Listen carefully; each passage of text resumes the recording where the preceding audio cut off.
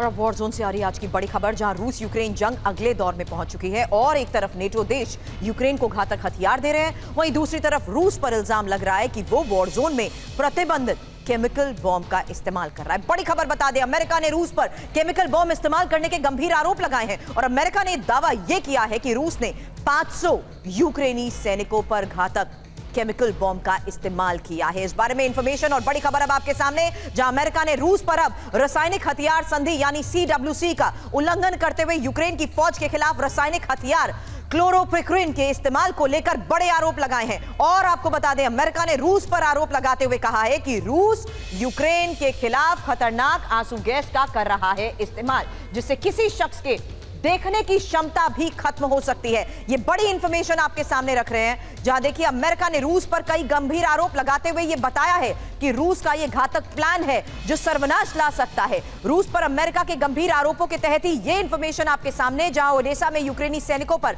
Chemical bomb से हमले को लेकर बड़ी खबर आ रही है। ग्रेनेड के अंदर क्लोरोपिक्रिन केमिकल भरा हुआ था और रूस ने जंग में कई बार इसका इस्तेमाल भी किया है। 500 यूक्रेनी सैनिक जहरीले केमिकल की चपेट में आ गए हैं। हालांकि सभी सैनिक हॉस्पिटल में एडमिट है, जबकि एक की मौत की भी खबर है। आपको बता दें, रूस सैन्य फैक्ट्रीज में केमिकल हथियार बना रहा है और रूस ने अमेरिकी दावे को अब कर दिया है खारिज।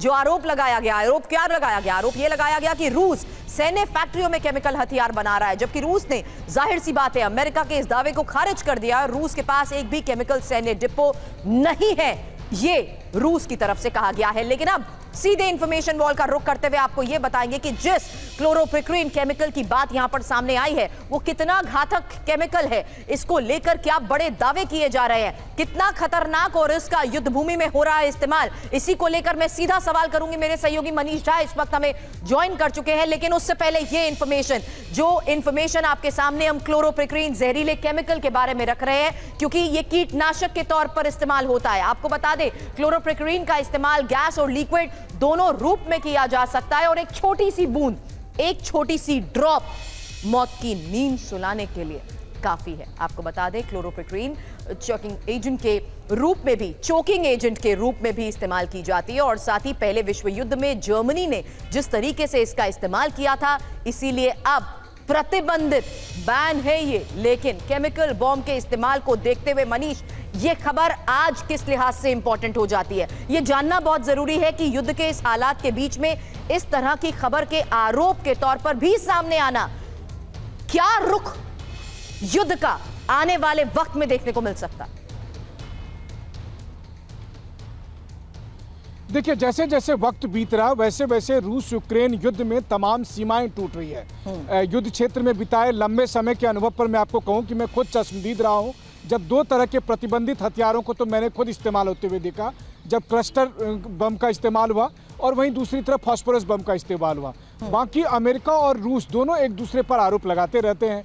रूस का कहना है कि अमेरिका ने यूक्रेन में कई बायो लैब बनाकर रखे थे, जिसको अमेरिका खंडित करता है, लेकिन उसके बहुत सारे डॉक्यूमेंट्स खुद मैंने दर्शकों तक पहुंचाए। वहीं दूसरी तरफ केमिकल वेपन को लेकर आरोप लग रहे हैं रूस पर। अब सबसे बड़ी बात यह है कि आज की तारीख में जब दोनों पक्ष इस बात पर सहमत हो गए हैं कि अब कोई सीमाएं नहीं रहेगी, वो कहते हैं ना कि प्यार और जंग में कुछ भी जायज़ है, तो अफसोस की बात यह है कि इसको जस्टिफाई करने की कोशिश दोनों तरफ से सुपर पावर कर रहे हैं। और इसका सबसे बड़ा जो चिंता की बात है इसमें, वो ये है कि जब आप START 2 जैसे संधि से अलग हो जाते हैं तो आप न्यूक्लियर वेपन तक को लेकर भी जवाबदेही नहीं रखते हैं। तो फिर केमिकल वेपन हो या फिर बायो वेपन हो, इन सब के इस्तेमाल के लिए आप तैयार हैं, तो जाहिर है कि इसका मतलब है कि आने वाले कुछ हफ्तों में आप बड़ी तबाही देखने के लिए तैयार हो जाइए, क्योंकि दोनों में से कोई भी पक्ष जीतने से कम के लिए तैयार नहीं है और जीत के लिए वो हर तरह के हथियार इस्तेमाल कर रहे हैं, जिसमें से एक अभी जो लगा आरोप है यूक्रेन में रूस के द्वारा इस्तेमाल किया हुआ केमिकल वेपन का। आपने कहा ना everything is fair and love and war, ये समझते हुए ये कर रहे हैं, लेकिन what will this lead to? इसीलिए आज ये खबर हम बता रहे हैं कि आखिर ये आरोप कितने गंभीर हैं और अगर ऐसा हो रहा है तो आने वाले वक्त में इसके नतीजे भी किस तौर पर सामने आ सकते हैं। लेकिन एक और बड़ी खबर का रुख करते हैं,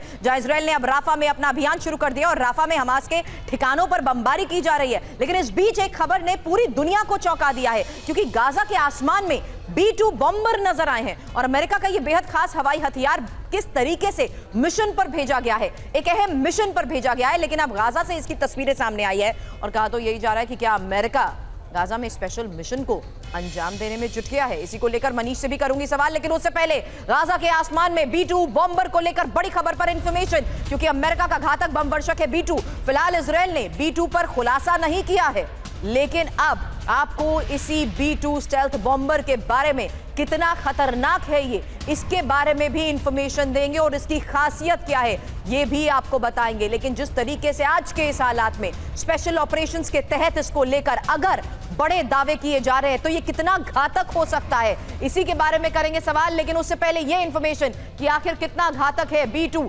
स्पिरिट स्टेल्थ बॉम्बर, जहां जान लीजिए कैसे लंबी दूरी तक मार करने वाला ये बॉम्बर है। 16 परमाणु बॉम्ब लेकर उड़ सकता है। अमेरिका के पास 20 B2 है और एक बार में 11,000 किलोमीटर की उड़ान, साथ ही 1010 किलोमीटर प्रति घंटे की रफ्तार से उड़ान। रडार से पकड़ना भी बेहद मुश्किल है। और मनीष, अब ये बता दीजिए आज के इस मुश्किल हालात में B2 स्टेल्थ बॉम्बर को लेकर खबर कितना बड़ा संकेत देती है? बिल्कुल, देखिए ये बात साफ तौर पर जाहिर करता है कि इजराइल अपनी तरफ से जो रफा में किस तरह के अभियान के लिए वो तैयार है। अभी तक जो बीते 6 महीने में हमने देखा है कि 6 महीने में कितनी तबाही हुई।